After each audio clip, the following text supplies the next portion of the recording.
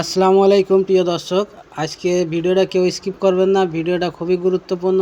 বিশেষ করে যারা নতুন টেকনিশিয়ান ভাই আছেন তাদের জন্য আমার কথাগুলো আপনারা ফলো করবেন, ভিডিওটা মন দিয়ে দেখবেন। এখানে অনেক কিছু শিকার আছে আপনাদের। আমার কাছে একটি সিলিং ফ্যান আসছে রিপেয়ারের জন্য। দেখতেই পাচ্ছেন আমার সামনে একটি সিলিং ফ্যান আছে। এই সিলিং ফ্যানটি চলতেছে, খুব ভালোই চলতেছে, কোনো প্রবলেম নাই। আমি আপনাদের চালিয়ে দেখাবো। এখন দেখেন আমি সিরিজ ল্যাম্পে ফ্যানটি চালাচ্ছি। সিরিজ বোর্ডের বাল্বটি জ্বলতেছে, দেখতে পাচ্ছেন। সিরিজে কত স্পিড ফ্যানটা চলতেছে, ডাইরেক্টে দিলে আরও স্পিডে চলবে, কোনো সমস্যা নাই। সমস্যা একটাই, এই ফ্যানটি 10 থেকে 15 মিনিট ভালো চলে স্পিডে, তারপরে আস্তে করে স্লো হয়ে যায়। তো এটি একটি কঠিন প্রবলেম। যারা নতুন টেকনিশিয়ান ভাই আছেন তারা তো বুঝে উঠতে পারেন না, অনেক সিনিয়র টেকনিশিয়ানরাও ঘাবড়ে যান যে একটি ফ্যান এত স্পিডে চলে, তারপরে হঠাৎ করে 10-15 মিনিট চলার পরে ফ্যান কেন স্লো হয়ে যায়, এর কারণটা কি। তা আমি আজকে আপনাদের সরাসরি দেখাবো এর কারণটা কি। আপনারা যারা নতুন টেকনিশিয়ান ভাই আছেন ভিডিওটা শেষ পর্যন্ত দেখবেন, আশা করি অনেক কিছু শিখতে পারবেন। তো এখনও যারা আমার চ্যানেলটি সাবস্ক্রাইব করেননি, চ্যানেলটি সাবস্ক্রাইব করে বেল আইকনটি অন করে দিন এরকম শিক্ষণীয় ভিডিও সবার আগে পাওয়ার জন্য। আর যারা আগে থেকে সাবস্ক্রাইব করে রেখেছেন তাদেরকে অসংখ্য ধন্যবাদ। দেখতে পাচ্ছেন আমি এই ফ্যানের যে ক্যাপাসিটার, এই ক্যাপাসিটারটি আমি খুলে নিয়েছি। এটি হচ্ছে 2.5 ক্যাপাসিটার, দেখতে পাচ্ছেন। এই ক্যাপাসিটারটি অরিজিনাল ফ্যানের কোম্পানির থেকেই দেওয়া। এখানে আমি আগে ক্যাপাসিটারটি চেক করে নিব সিরিজ বাল্ব দিয়ে। ক্যাপাসিটার চেক করা খুবই সহজ। এই যে দেখেন আমি একটি সিরিজ ল্যাম্পে চেক করতেছি। যদি কোনো রকম এই বাল্বটি জ্বলে তাহলে বুঝতে হবে যে হ্যাঁ ক্যাপাসিটারটি ভালো আছে। এখানে কিন্তু কোনো বাল্বই জ্বলতেছে না, দেখেন বাল্বে একটু আলো নাই, তার মানে ক্যাপাসিটারটি উইক হয়ে গেছে। ক্যাপাসিটার সিরিজে চেক করার পরে এরকম একটু শর্ট করে নেবেন, তা নাহলে এর ভিতরে কারেন্ট থেকে যায় স্টোর হয়ে। তো আমি এখানে এই গোল ক্যাপাসিটার লাগিয়ে দিব। গোল ক্যাপাসিটারটি ভালো আছে কিনা আপনারা সিরিজ বাল্বের দিকে খেয়াল করেন। ভালো হলে লাইট জ্বলবে, দেখেন বাল্বটি জ্বলতেছে। আমি আপনাদের একটু ভালো করে দেখিয়ে দিচ্ছি। দেখতে পাচ্ছেন বাল্বের যে ফিলামেন্ট আছে ভিতরে জ্বলতেছে, কিন্তু আগের যে ক্যাপাসিটার ছিল সেই ক্যাপাসিটারে বাল্বটি একটুও জ্বলে নাই। তো এখানে কনফার্ম হয়ে গেলাম আমরা যে ক্যাপাসিটার নষ্ট। কিন্তু কথা হচ্ছে ক্যাপাসিটার নষ্ট থাকা পরেও কেন ফ্যান জোরে ঘুরতেছিল, 10-15 মিনিট জোরে ঘোরার পরে আস্তে করে স্লো হয়ে যায়, এইটাই হলো প্রশ্ন। এবং এই ক্যাপাসিটার কী জন্য নষ্ট হলো এটাও আমরা দেখব। ফ্যান যেহেতু ঘুরতেছে ভালোই, তারপরেও আমি ফ্যানটি খুলতেছি, এর ভিতরে কোনো কাহিনী আছে কিনা সেটা তো দেখতে হবে। এই অবস্থায় যদি আপনি নতুন ক্যাপাসিটার লাগিয়ে দেন, হয়তো 15 দিন, 1 মাস, 6 মাস ভালো চলবে, আবারও ক্যাপাসিটার নষ্ট হয়ে যাবে। তো 6 মাস সহজে যাবে না, হয়তো 1 মাস, 1.5 মাস, 2 মাস ফ্যান চলবে ভালো, তারপরে ক্যাপাসিটার আবার নষ্ট হয়ে যাবে। অনেকে আমাকে আপনারা কমেন্ট করেন যে স্যার একটি ক্যাপাসিটার নতুন লাগিয়েছি, 1 সপ্তাহ হয়নি আবার ফ্যান স্লো হয়ে গেছে। এটি হচ্ছে সেই কাহিনী। এটি কেন হয়, কীভাবে হয়, এটি জানার জন্য আমি ফ্যান খুলে নিচ্ছি। এই ফ্যান খোলার জন্য বড় বড় 3টি বোল্ট আমি এখানে লাগিয়েছি, দেখতে পাচ্ছেন। বোল্টের উপরে হাতুড়ি দিয়ে আস্তে আস্তে বাড়ি দিবেন, এভাবে খুলে যাবে। অনেকে আমাকে কমেন্ট করেন আপনারা যে স্যার ফ্যান খোলার সময় ফ্যানটি ভেঙে গেছে, ফেটে গেছে, অথবা সেট করার সময় ভেঙে যায়, ফেটে যায়। তো আমরা কীভাবে খুলবো, আমি যেভাবে কাজটি করি, যেভাবে খুলি ফ্যান বা যেভাবে ফ্যান সেট করি, এইভাবে আপনারা করবেন। আশা করি ফ্যান ভাঙবে না, ফাটবে না। ফ্যান খোলার পরে এখানে একটু দাগ দিয়ে নেবেন। অনেক সময় দেখা যায় এই যে রোটারটি আছে, মানে রোটারের যে চুড়ি আছে, এই চুড়িটি খুলে যায়। চুড়ি যখন খুলে যাবে তখন আপনি যদি দাগ না দিয়ে রাখেন তাহলে কিন্তু চুড়ি আপনি সেইভাবে লাগাতে পারবেন না যেভাবে সেট করা থাকে। পরবর্তীতে কী হবে, ফ্যান সেট করলে ফ্যান জাম হয়ে যাবে। এই জন্য এই রোটারের গায়ে একটা দাগ দিয়ে দিবেন, আমি যেভাবে দিয়েছি। এখানে যে পিন থাকে লক, এই লকটি টেনে খুলে নিতে হবে।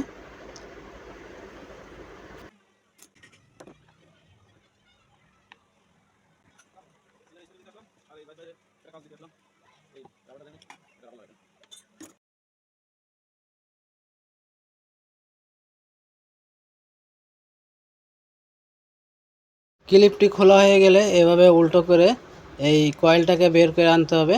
তো আমি একটি ব্যানার সাহায্যে কয়েলটাকে বের করে আনবো।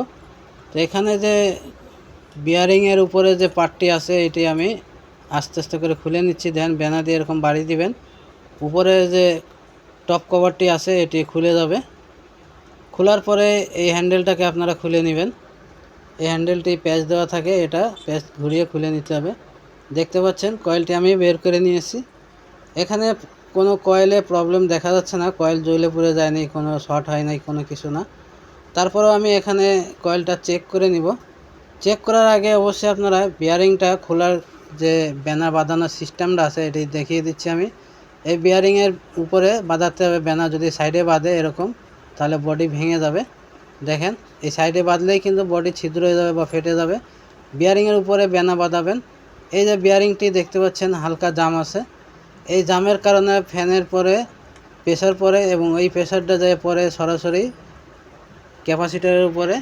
আর ক্যাপাসিটারে লোড বেশি পড়ার কারণে ক্যাপাসিটার ঘন ঘন নষ্ট হয়। ফ্যান জোরে ঘুরতেছে, কেউ বুঝতেই পারবেন না আপনারা যে বিয়ারিংয়ে সমস্যা আছে, কিন্তু বিয়ারিং একটু জাম আছে। এই দেখতে পাচ্ছেন এই রোটার মানে চুরিটা খুলে গেছে। এই রোটারটা যদি আমি দাগ দিয়ে না রাখতাম তাহলে আমি কীভাবে সেট করতাম। এজন্য আপনারা ফ্যান খোলার সময় এই রোটারের দাগ দিয়ে দিবেন বডির সাথে। রোটার খুলে গেলেও পরবর্তীতে আপনারা এই দাগে দাগে লাগিয়ে নিতে পারবেন। তো আমি একটি বিয়ারিংয়ের পুলার দিয়ে বিয়ারিংটি খুলে নিচ্ছি। এই পুলারটি আমার হাতে বানানো নিজেই, আপনারা চাইলে বানিয়ে নিতে পারেন অথবা দোকান থেকে কিনতে পাওয়া যায় বিয়ারিং পুলার, এগুলো কিনে রাখবেন। বিয়ারিংটি ঘুরতেছে কিন্তু একটু জাম ঘুরতেছে, সেজন্য আমি বিয়ারিংটি চেঞ্জ করে নতুন বিয়ারিং দিব। এই বিয়ারিং যদি হালকা জাম থাকে তাহলে কয়েলের উপরে প্রেসার পড়ে এবং কয়েলের প্রেসার পড়ার কারণে ক্যাপাসিটারের উপরেও লোড পড়ে, এজন্য ক্যাপাসিটার তাড়াতাড়ি উইক হয়ে যায়। তো এখানে অবশ্যই পরিষ্কার করে নেবেন। আমি দেখতে পাচ্ছেন একটি ইনটেক বিয়ারিং এখানে লাগিয়ে দিচ্ছি প্যাকেট থেকে বের করে। বিয়ারিং সেট করবেন এইভাবে, আমি যেভাবে সেট করে দেখিয়ে দিচ্ছি এভাবে সেট করে নেবেন। আপনারা প্রশ্ন করতে পারেন আমাকে যে স্যার ক্যাপাসিটার নষ্ট, একটি ক্যাপাসিটার লাগিয়ে দিলেই তো ফ্যান চলবে।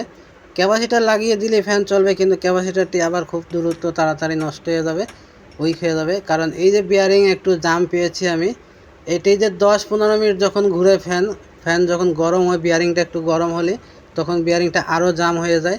আর যখনই জাম হয়ে যায় তখন প্রেসার পড়ে আসছে ক্যাপাসিটারের উপরে, আর ক্যাপাসিটার তখন উইক হতে থাকে। এটাই মূলত কারণ, ফ্যান থাকবে একেবারে এই যে পানির মতো।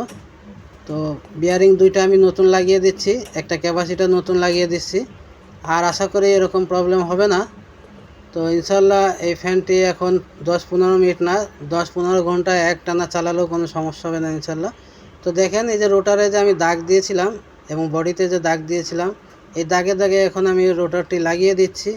যদি আপনারা দাগ না দেন আর রোটার যদি খুলে যায় তাহলে আপনারা সেম কায়দায় বসাতে পারবেন না। আর বসাতে না পারলে কিন্তু ফ্যান সেট করার সময় ফ্যান জাম হয়ে যাবে, বিভিন্ন রকমের সমস্যা দিতে পারে। তো এই রোটারটি কীভাবে বসাবেন আমি দেখিয়ে দিচ্ছি। তলে একটি কাঠের সাপোর্ট দিবেন, দিয়ে এরকম হাতুড়ি দিয়ে সুন্দর করে বাড়ি দিবেন। খেয়াল রাখবেন কয়েলের উপরে যেন হাতুড়ি বাড়িটা না লাগে। তো দেখতে পাচ্ছেন চারিদিকে কিন্তু সব দিকে চতুর্থ সাইডেই একই সমানভাবে থাকবে। কোথাও যদি কম বেশি থাকে, রোটার উঁচু নিচে থাকে, তাহলে কিন্তু জাম হবে ফ্যান। এরপরে এই হ্যান্ডেলটা সেট করে নিতে হবে। এই ভিডিওর পরে আরেকটি ভিডিও আসতে চলেছে, সেটি হচ্ছে হাই স্পিড সিলিং ফ্যান, 4 পাকা হাই স্পিড সিলিং ফ্যানের কানেকশান সম্পর্কে। হাই স্পিড সিলিং ফ্যানের কানেকশান কীভাবে করবেন আপনারা, এবং সেই ceiling fan high speed ceiling ফ্যানের যদি দুইটা বা একটা কয়েল পুড়ে যায়, নষ্ট হয়ে যায়, সেই 2-1টা কয়েল কীভাবে আপনারা রিপেয়ার করে সেই কানেকশানটি করবেন, যে কানেকশানটি আগে করা ছিল।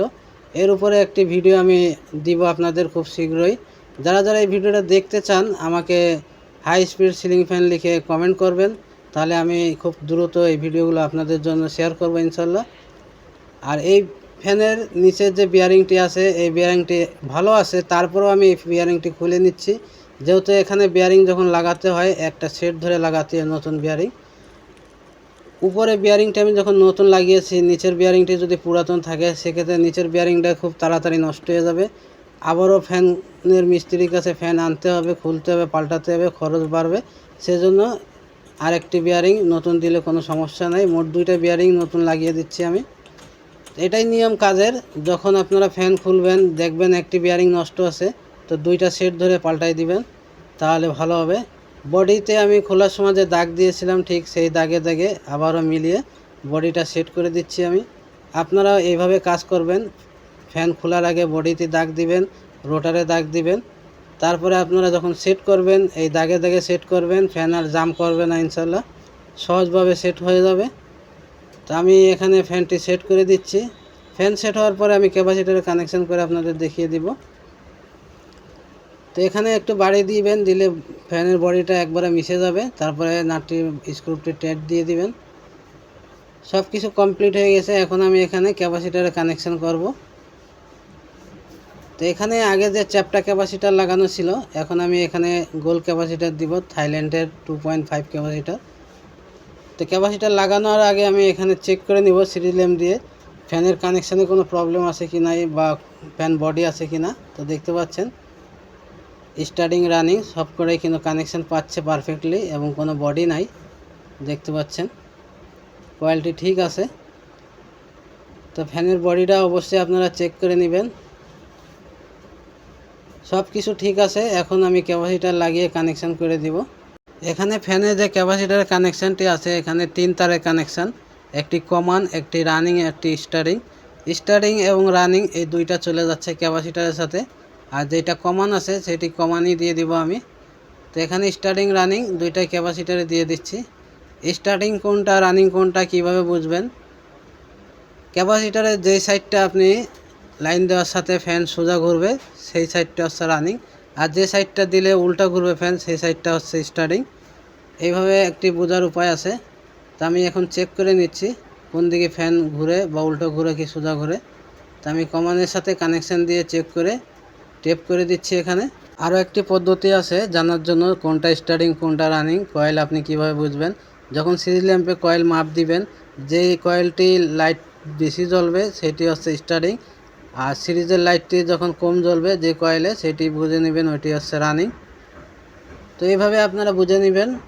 আর আমার এখানে ক্যাপাসিটারে কানেকশন করা হয়ে গেছে ইনশাল্লাহ। এখন আমি চেক করে দেখাবো আপনাদের যে ফ্যান আগের থেকে ভালো ঘুরতেছে নাকি একটু জাম করতেছে। তো জাম করার প্রশ্নই আসে না। এখানে দুইটা বিয়ারিং নতুন দিয়েছি এবং একটি ক্যাপাসিটার নতুন লাগানো হয়েছে। আগে যে প্রবলেম ছিল যে 10-15 মিনিট ভালো চলতো, তারপরে ফ্যানটি স্লো হয়ে যেত, সেই প্রবলেমটা আশা করি আর থাকবে না। কারণ বিয়ারিংটি জাম ছিল, যখন 10-15 মিনিট ফ্যান চলতো বিয়ারিংটি আরও জাম হয়ে যেত, তখন ফ্যান স্লো হয়ে যেত। আলহামদুলিল্লাহ দেখতে পাচ্ছেন ফ্যানটি খুব ভালোভাবে ঘুরতেছে এবং সিরিজে ভালোই স্পিড আছে। যখন ডাইরেক্ট দেওয়া হবে আরও বেশি স্পিড হবে। ভিডিওটা ভালো লাগলে লাইক কমেন্ট শেয়ার করতে ভুলবেন না। আবার দেখাবে। আল্লাহ হাফেজ।